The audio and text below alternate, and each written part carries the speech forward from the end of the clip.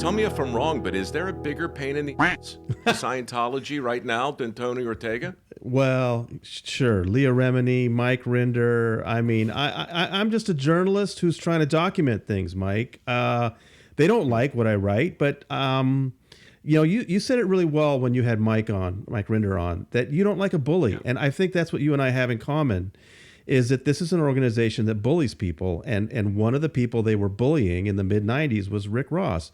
I had recently started with the newspaper at that time. I was looking for a juicy story.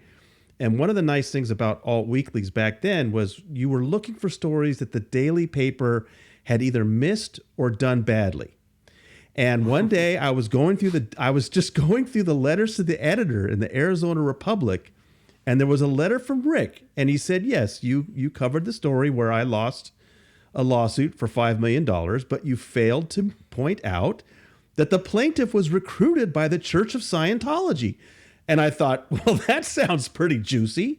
So that's how I looked him up and just said, please tell me that story. And that is what brought down the Cult Awareness Network that you mentioned, was that Rick he wasn't running it, but he was one of the people that Can would recommend to help people get out of these organizations. And he had helped this young Christian kid get out of this controlling group.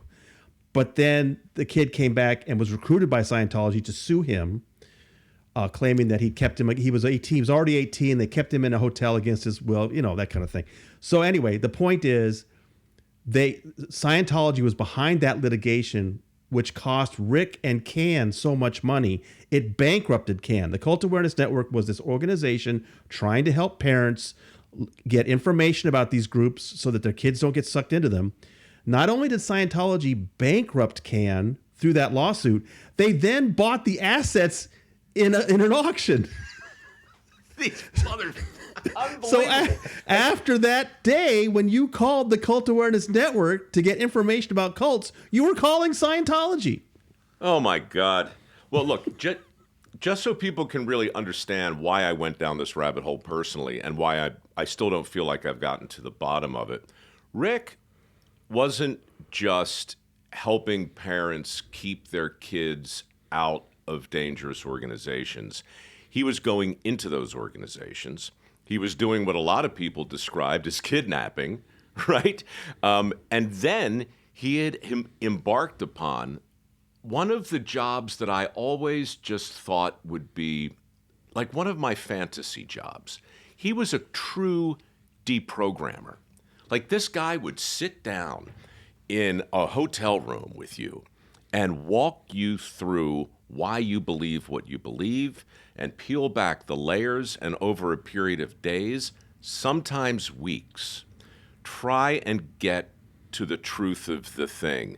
And Tony, I've just always been so impressed and so interested with this combination of persuasion and passion and truth-seeking.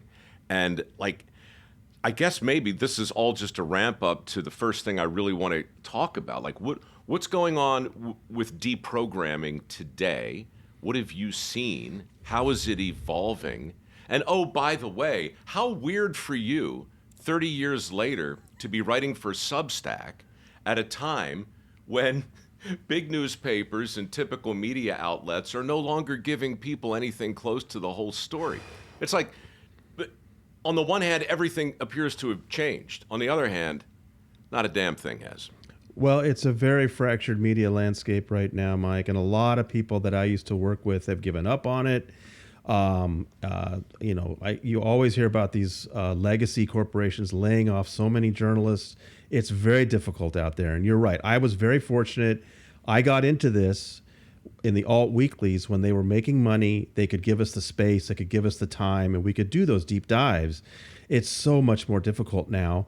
I've been very happy with Substack because it's helped me grow my own personal audience, and I have a lot of freedom there. But just today, a couple of hours before I joined you here, my Substack came under attack by the Church of Scientology, and I had to write personally to the CEO to alert him that they are trying to take down my post and trying to get my entire Substack taken down. So I just wanted Substack to know what's going on. And it is one of the attorneys for the Church of Scientology who was identified that's making these attacks on my site.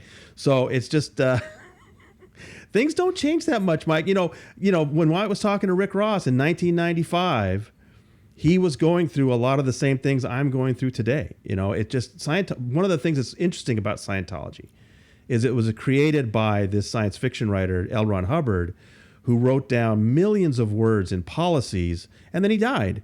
And they consider those policies to be, sacrosanct. They consider it scripture, and they can't change those policies. And so that's why they're still doing the same things over and over and over again. They don't change. You know, I think it needs to be said, obviously, from a truth, capital T standpoint, there's much to discuss regarding the content of Dianetics. But it ought to be said that he wasn't a very good writer. And and I know that'll probably sound mean, but I remember as a kid, maybe not even as a kid, they're probably still running the ads. The way the book is presented, it is like a great tome of literary just wonderfulness, right? I mean, it's just it's just mentioned in the same breath as other great literary works. Right. This guy didn't do rewrites. He just wrote, puked it up, slapped a couple of covers on it, went on to the next one, wrote some more. Anything that came out of his head, it seemed. And now to all of a sudden have it represent some kind of dogma, that's amazing. And, you know, I have to be careful because churches, I have great respect for the rights that churches have. But when you're talking about a church whose founder, until very recently, was still walking among us, I mean, it's Scientology and I guess maybe Mormonism, Joseph Smith, you know, and so it gets weird when you can actually point to an actual human, and see him, like, okay, this is the source of all of the wisdom. Well, let me just bring up something about the word church. Let's you're talking about the book Dianetics, which L. Ron Hubbard put out on May 9th, 1950, and it's important to look at the subtitle of that book. The full title is Dianetics, the Modern Science of Mental Health. And he sold it as a science. And one of the things that I guess characterizes me as a journalist is that I've slogged through hundreds and hundreds of the man's lectures. Okay, I'm very familiar with the things that he said in the 50s and the 60s. And in those first couple of years, he savaged religion. It was one of his whipping posts. You know, he made fun of it. And it was very clear that this was a science. There was nothing about faith involved. But then it went belly up. And he actually lost the use of the word Dianetics in bankruptcy court. And that's why he had to come up with a new name and started something called Scientology. The biggest difference between the two of them is in Dianetics, you were trying to remember what happened to you in the womb that's affecting you today as an adult. But in Scientology, you go back even farther to try to remember what happened to you in previous lives. That's the basic difference between the two. But essentially, he had to come up with a new name. That was in 1950 was the book. In 1952, he started Scientology. In 1953, he literally wrote a letter to one of his followers and said, "Let's try the religion angle." He actually used that phrase, Mike, the religion angle. And suddenly overnight, in December 1953, it was the Church of Scientology. And you can talk to longtime members that got in the 60s and 70s, and they will tell you, to them, it was always sold as a science. It was still this thing using a machine, that it was these were actual memories you were digging up from other planets. There was nothing religious or belief about it. And that they were told that church trappings, the language about, faith was all for the lawyers and for tax reasons. So did the IRS see this letter written? Yes. And so the IRS, so he just stopped paying taxes at that point on his own, unilaterally. In 1967, the government finally got wise, took him to court, and in very detailed rulings, said, look, this is not a religion. This is benefiting one man, which is not what a religion does. And they yanked his tax-exempt status in 1967. He still didn't pay taxes. Just because the government told him to pay, he didn't pay. So, by the 80s, they had such a huge tax bill. As Marty Rathman put it in the movie Going Clear, they had about $1 billion tax bill, and they only had about a quarter of that in the bank. And they either had to get tax-exempt status or disappear. And that's why they fought so hard in the late 80s and early 90s. They were surveilling individual IRS agents. They were breaking into the IRS offices and bugging meetings. They basically, and if you think about it, it's just incredible. They intimidated the IRS into giving them tax-exempt status in 1993. There's just no question about it. The IRS just simply gave up. They couldn't take it anymore and said, "Here, you're a church," and it's a decision that I think has affected many, many people since then, because Scientology is so protected now. They know that if they're being sued or if the government's looking at them, the first thing they do is walk into court and say, "We're a 501c3 religious organization, and you can't touch us." I mean, sitting there right now. You've got to be wondering, good God, if they can bully the IRS into backing off of a claim like that, who's running Substack, and what kind of spine do they have, right? And just how much of that leaning are they going to be able to absorb before all of a sudden Tony Ortega's work goes up in smoke?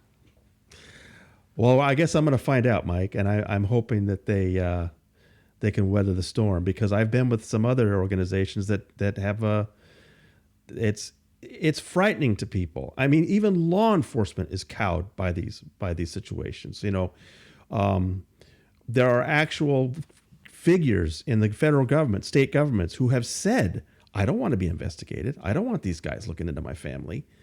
And so, year after year, the investigations that should be done just aren't getting done. I know it sounds incredible. You think, oh, come on, the police aren't afraid of anybody. Then how has David Miscavige, the leader of Scientology, been able to banish his wife to a small mountain compound above Los Angeles for the last 18 years without any consequences? Paging Shelley. Hello, Yeah, is Shelley in the house? Have they ever done like a wellness check on her? Because you know where she is, right? Right. In the summer of 2013, I broke the news that Leah Remini had left the Church of Scientology. And a month later, I also broke the news that she had submitted a missing persons report about Shelley to the Los Angeles Police Department. I talked to the lieutenant who handled that. He said that 2 of his detectives had gone to where Shelley is, had talked to her, that she did not want to make a public statement. And I asked the lieutenant at that point, this conversation with your detectives, did it take place in the presence of other church officials? And he said, that's classified. Just like that. Wow. And then later, now see, it's interesting that the LAPD did that, because she's not in Los Angeles. She's not in the LAPD's jurisdiction. She's in a small mountain compound. It's actually in the San Bernardino Mountains in San Bernardino County near Lake Arrowhead. I later was contacted by some extended family members of hers, some cousins. They wanted to check on her because they had read my reporting and they were very concerned about her. I told them, listen, don't go to the LAPD. You need to go to the San Bernardino Sheriff's Office. So they did. They came back to me and said, they told us they don't have enough information that she's there. So I then wrote a detailed letter to the San Bernardino Sheriff's Office explaining all the reasons why we know she's at this particular small mountain Scientology compound. And I got this form letter back, just like, we can't look into it. And I know it's just because they don't want to get involved with David Miscavige. They are literally afraid of this organization. So year after year, she's up in that organization. Now, she may be resigned to her fate. I'm not saying that, she's trying to climb a fence at this point or anything like that. But, her own sisters can't see her. Why not? There are lots of different kinds of prisons, Tony. Not all prisons have bars, right? This one does. That's yeah. And just so people understand, David Miscavige is essentially the heir apparent to L. Ron Hubbard, the head of the church. And his wife has been the subject of all kinds of... That's who we're talking about right now, Shelley. Give me the subtitle again, just so I got it right in my head. The Dianetic subtitle? Yeah. The Modern Science of Mental Health. Okay. So my question, and I want to get to the big trial. You know, there's huge news and the implications of all that and so many other things. But just a big, broad question.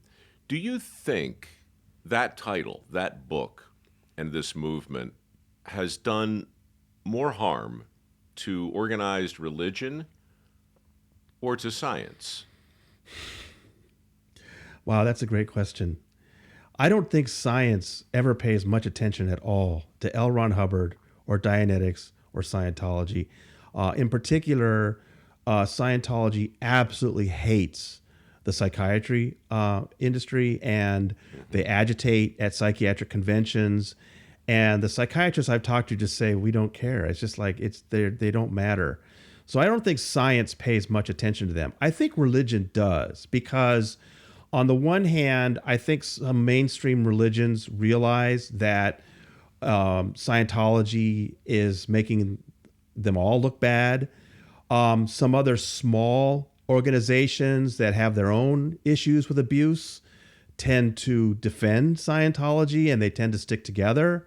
So I think there's definitely been some very interesting influence that Scientology has had on other religions in the United States. I just look at the platitudinous nature of follow the science, right?